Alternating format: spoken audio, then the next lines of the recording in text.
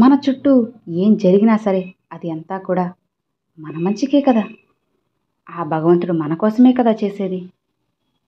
ఇది సత్యం.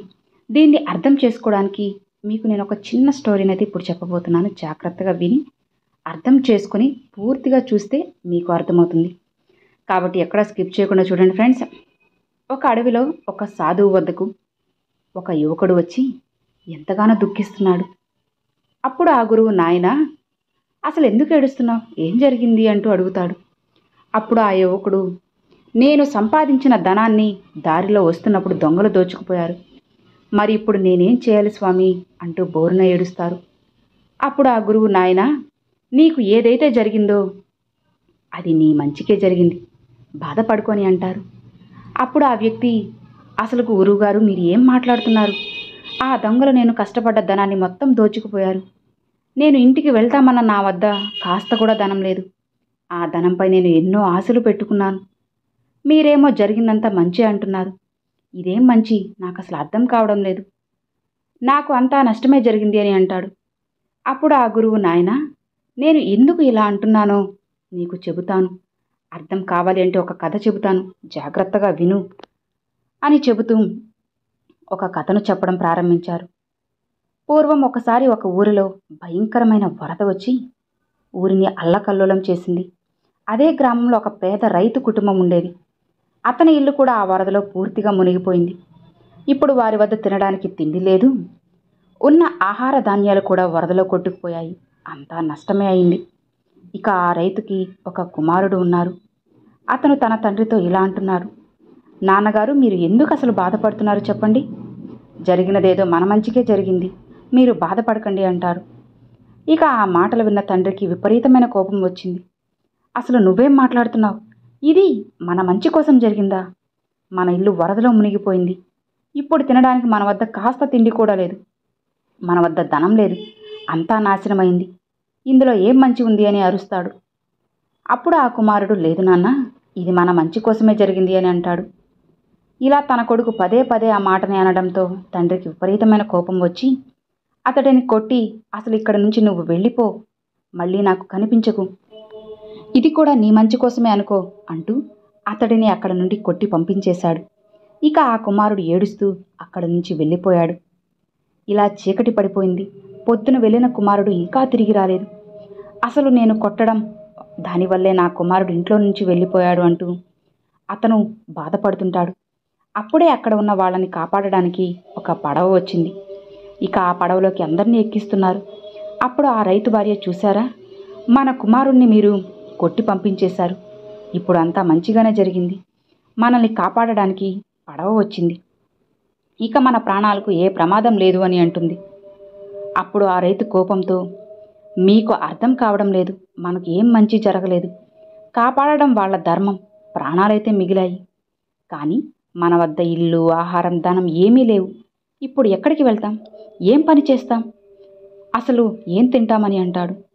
అప్పుడు అతని భార్య, మన వద్ద ధనం లేకపోయినా మన ప్రాణాలు అయితే మిగిలాయి కదా, ఏదో ఒక పని చేసుకుని బ్రతుకుదామని ధైర్యం చెబుతుంది. ఇక అప్పుడు ఆ రైతు, నేను ఎన్నో రోజుల నుండి కొంత ధనం ఇంట్లో దాచి ఉంచాను. ఇక ఇప్పుడు ఆ ధనం మొత్తం వరదలో కొట్టుకుపోయింది. ఇక నాకు ఏమీ మిగలలేదు అంటూ బాధపడుతుంటాడు. ఇక అలా వాళ్ళు వేరే ఊరికి వెళ్ళి జీవిస్తున్నారు. దొరికిన చిన్న చిన్న పని చేస్తున్నారు. ఇక కొన్ని రోజులకు వరద తగ్గింది. మళ్ళీ ఆ రైతు తన ఊరికి చేరుకున్నాడు. కానీ అతని ఇల్లు పూర్తిగా కూలిపోయింది. అది చూసి అతను చాలా బాధపడ్డాడు. అదే స్థలంలో ఒక చిన్న గుడిసెను వేసుకున్నాడు. అటు పొలంలో ఉన్న పంట కూడా వరద కారణంగా పూర్తిగా చెడిపోయింది. అతనికి ఏం చేయాలో అర్థం కాలేదు. ఒకరోజు రాత్రి తన భార్య వద్ద కూర్చొని మాట్లాడుతున్నాడు. అప్పుడు అతని భార్య, ఎందుకు అంతలా చింతిస్తున్నారు? మీరు నగరానికి వెళ్ళి ఏదైనా ఒక మంచి పని చేయండి, అక్కడ మంచిగా ధనం సంపాదించవచ్చు. నేను కూడా ఏదైనా పని చేసుకుంటాను. మనమిద్దరం కలిసి పని చేస్తే త్వరగా మనం కష్టాల నుంచి బయటపడవచ్చు అని అంటుంది. ఇక భార్య చెప్పింది ఆయనకి సరిగ్గానే అనిపించింది. ఇక మరునాడు ఉదయమే ఆ రైతు పని కోసం నగరానికి వెళ్ళిపోయాడు. ఇక పని కోసం ఎంతగానో వెతుకుతున్నాడు. కానీ అతనికి ఎక్కడా పని దొరకడం లేదు. అటు ఉన్న ఒక్క కొడుకు కూడా ఇల్లు విడిచి వెళ్ళిపోయాడు. అతనికి ఒక జీవితం మొత్తం కూడా తన జీవితం శూన్యమైపోయినట్లు అనిపించింది. ఇక నిరాశతో ఇంటికి చేరుకున్నాడు. అలా మరి కొంతకాలం గడిచిపోయింది, కానీ అతని జీవితంలో ఎలాంటి వృద్ధి లేదు. ఒకరోజు అతని భార్య అతని వద్దకు వచ్చి, ఎందుకు ఇంతలా చింతిస్తున్నారు? మీరు ఒక్కసారి ప్రయత్నం చేసి ఆపేశారు. మీరు మళ్ళీ నగరానికి వెళ్ళి మంచి పని కోసం ప్రయత్నించండి. ఖచ్చితంగా ఏదైనా ఒక మంచి పని ఉంటుంది. ఊరికే కూర్చొని బాధపడడం కంటే ఏదైనా ప్రయత్నం చేయడం చాలా మంచిది అని అంటుంది. ఇక భార్య చెప్పిన మాట ప్రకారం అతను మరునాడు ఉదయమే నగరానికి బయలుదేరాడు. పని కోసం చాలా ప్రయత్నించాడు, కానీ ఈసారి కూడా అతనికి ఏ పని లభించలేదు. మళ్ళీ నిరాశతో ఇంటికి బయలుదేరాడు. ఇక అలా వెళ్తున్న అతనికి దారిలో ఒక సాధువు ఎదురుగా వచ్చి అతనితో ఇలా అంటారు. నాయనా, ఏం జరిగింది? అంతలా బాధపడుతున్నావు అంటూ అడుగుతాడు. అప్పుడు ఆ వ్యక్తి, ఏం చెప్పమంటారు మహాత్మా, నన్ను దరిద్రం వెంటాడుతూ ఉంది, అంతా బానే ఉంది అని అనుకునేలోపే ఒక వరద వచ్చి మా జీవితాన్ని అల్లకల్లోలం చేసింది.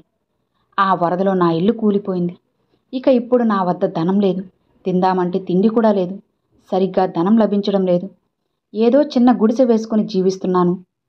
అన్నిటికంటే నాకు బాధను కలిగిస్తున్న విషయం ఏంటి అంటే, నేను కోపంలో నా కొడుకుని కొట్టి ఇంట్లో నుంచి వెళ్ళగొట్టాను. అప్పుడు నా కొడుకు ఎటో వెళ్ళిపోయాడు. అప్పటి నుంచి ఇప్పటి వరకు నా కుమారుని జాడలేదు. ఏం చేయమంటారు చెప్పండి అంటూ బోరున ఏడుస్తారు. అప్పుడు ఆ సాధువు, నాయనా, ఇందులో అంతగా నువ్వు బాధపడే విషయం ఏముంది చెప్పు. నీకు ఏదైతే జరిగిందో మంచిగానే జరిగింది కదా అని అంటాడు. అది విన్న ఆ వ్యక్తికి చాలా కోపం వచ్చింది. ఏంటి మీరు ఇలా మాట్లాడుతున్నారు? అసలు నేను ఇంతలా బాధపడుతూ ఉంటే మీరు జరిగిందంతా మంచి అని అంటున్నారే, ఇందులో అసలు మంచి ఏముంది చెప్పండి. నా కొడుకు ఇంట్లో నుంచి వెళ్ళిపోవడం మంచా? అది మంచి ఎలా అవుతుంది? నాకు అంతా నష్టమే కదా జరిగింది అని అంటాడు. అప్పుడు ఆ సాధువు, నాయనా, నువ్వు కాస్త ఓపిక పట్టు, నీకు అంతా మంచే జరుగుతుంది. నీ అన్ని ప్రశ్నలకు సమాధానం త్వరలోనే దొరుకుతుంది. నువ్వు అతిగా ఆలోచించకు అంటూ ఆ సాధువు వెళ్ళిపోతారు. ఇక అతను కూడా ఆ దారిలో ఇంటికి వెళ్తూ, అందరూ కూడా ఏం జరిగినా మంచికే అంటున్నారే, అసలు ఇందులో నాకు జరిగిన మంచేంటి? నాకు అస్సలు అర్థం కావడం లేదు అంటూ ఇంటికి చేరుకుంటారు. ఇక మళ్ళీ మరుసటి రోజు ఉదయం పని కోసం నగరానికి చేరుకొని ప్రయత్నం మొదలు పెడతాడు. ఇక ఈసారి అతని అదృష్టం బాగుండటం వల్ల ఒక పెద్ద వ్యాపారి ఇంట్లో అతనికి పని ఉంటుంది. ఇక ఆ వ్యాపారి కూడా చాలా మంచివాడు. ఇలా అతని వద్ద పని లభించినందుకు ఆ రైతుకి చాలా ఆనందం ఉంటుంది. ఇలా కొంతకాలం గడిచిపోయింది. ఒకరోజు ఆ వ్యాపారి రైతును పిలిచి, నా ఇంటి ముందు ఉన్న నా ఇల్లు ఖాళీగానే ఉంది, అందులో అన్ని సౌకర్యాలు ఉన్నాయి. ఇక నువ్వు కావాలంటే నీ కుటుంబంతో సహా అందులో సంతోషంగా ఉండవచ్చు అని అంటాడు. ఇక అది విన్న ఆ వ్యక్తి, ఆ రైతుకు చాలా సంతోషం కలిగింది. ఇక తన భార్యతో కలిసి ఆ వ్యాపారి ఇచ్చిన ఇంట్లో ఎంతో సంతోషంగా ఉండేవాడు.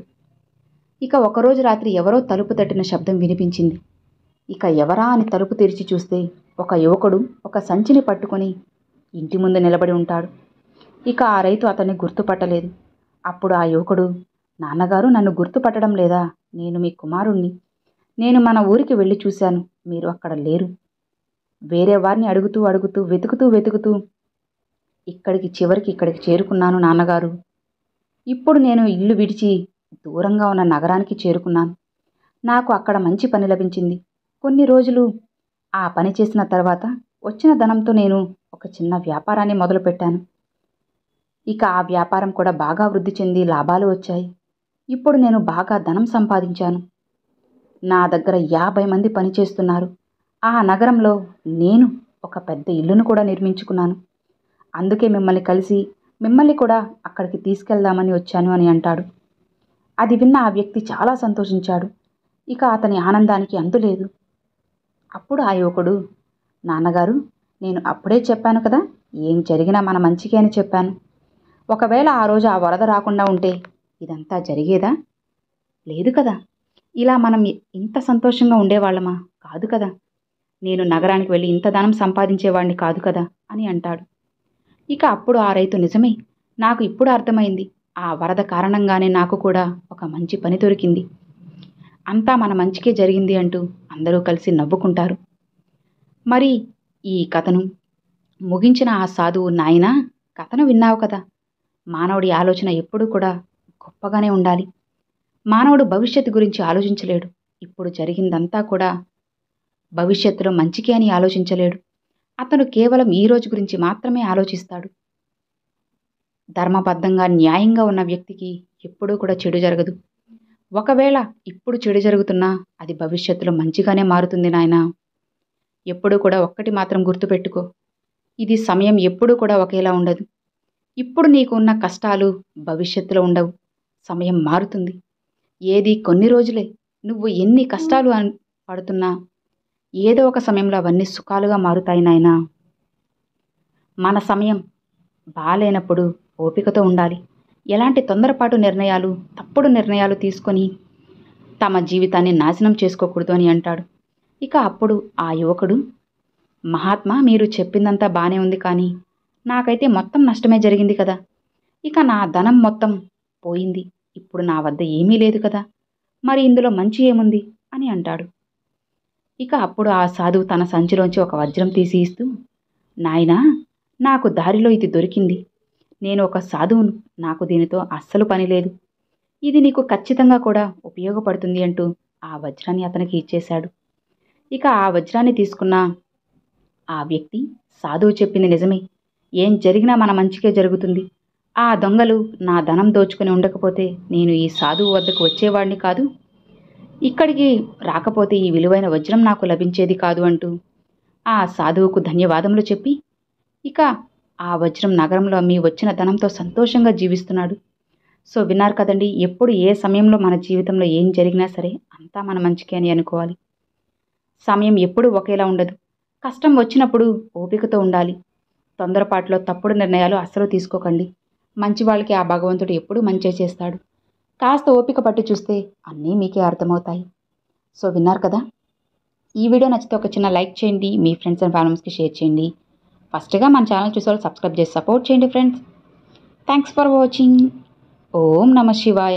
శివాయ నమః.